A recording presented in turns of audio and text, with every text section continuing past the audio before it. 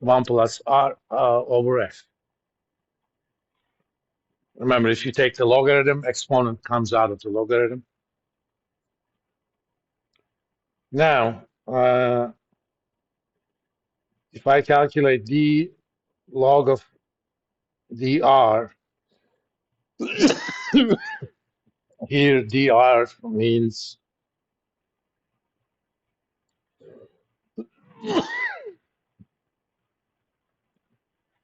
it's an infinitesimal number.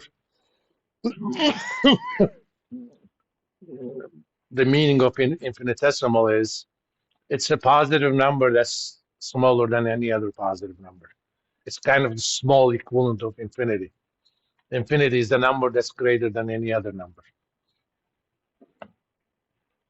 And you can think of this as limit as delta r goes to 0, change in log of the price divided by that. So for smaller and smaller amounts of delta r, if you calculated the change in the log of the value and divide it by change in interest rate, that sequence of ratios is going to approximate, is going to get closer and closer to this derivative we're going to calculate. And we know from the rules of logarithm, this is equal to t times f, 1 over 1 plus r over f times 1 over f. These cancel out. So d ln v0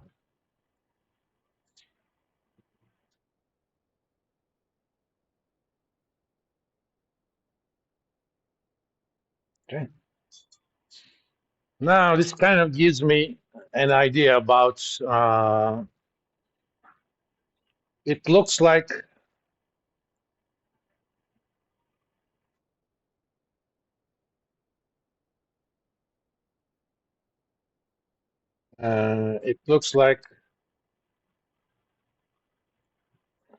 what was I going to say?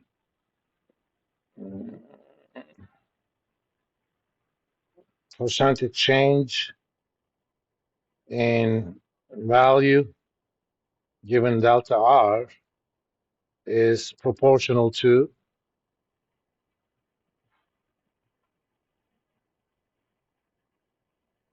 maturity of the zero coupon bond.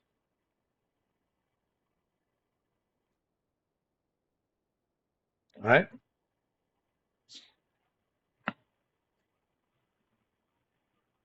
Now, for a general bond,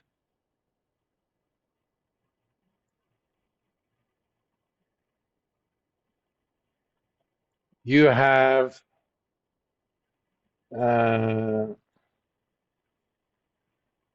essentially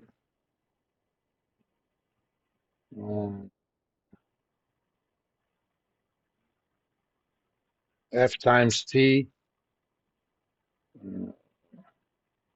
different zero coupon bonds.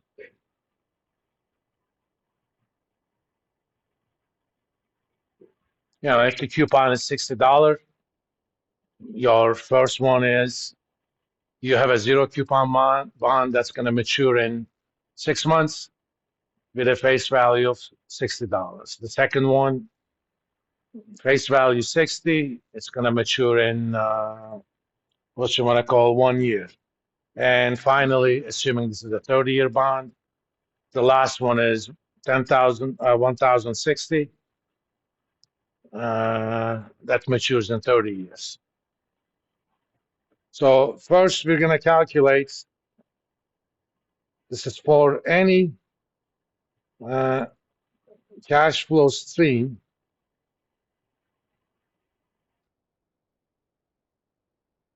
that are given by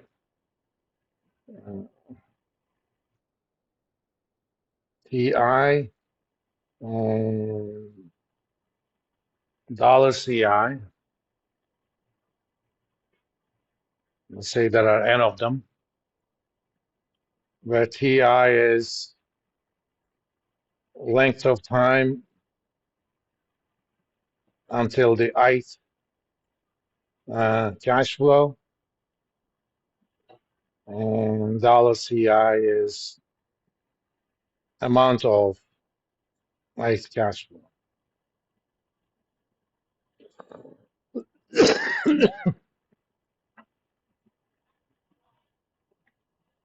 We're gonna first calculate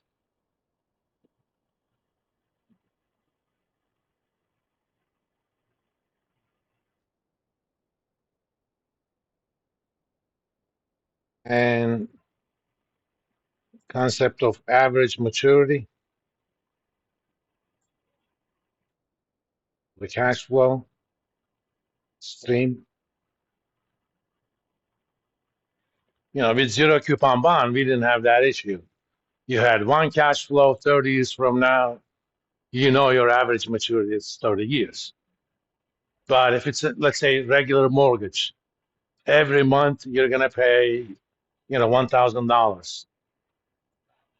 Some of the cash flow is only 1 month, some of the cash flow is going to be 360. So what's the kind of the average maturity? Uh, this number is called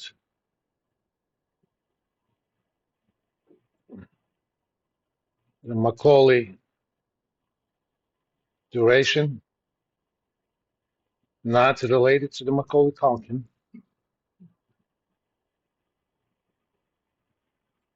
Of course, you guys may be too young to even know that name. Who's Macaulay Culkin? In what movie he was famous?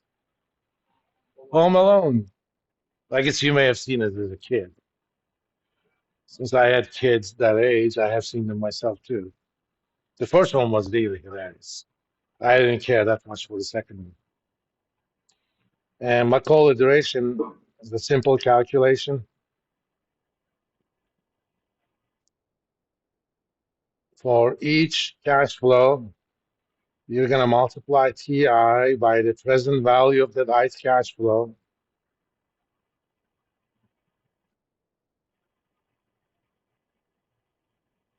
And divide everything by the sum of the present values. It's basically present value weighted average of the individual maturities. And in Excel, this would be simple to calculate. What happens here?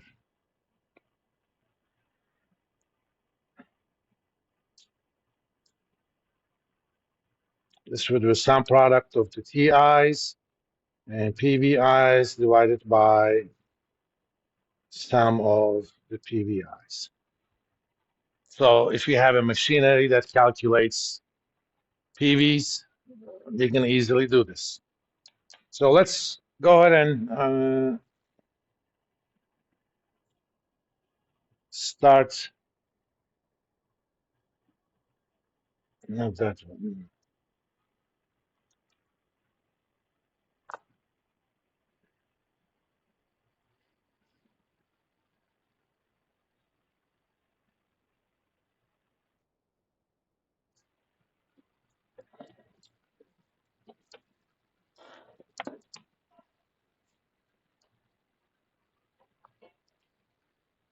I just need a blank one. So I'm going to do some macros later to this. So let me delete this one. I don't need it. Let's call this one duration.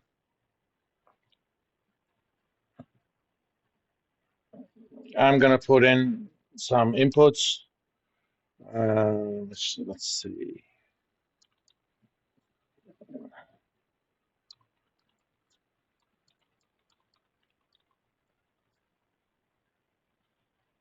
Not maturity, but maturity.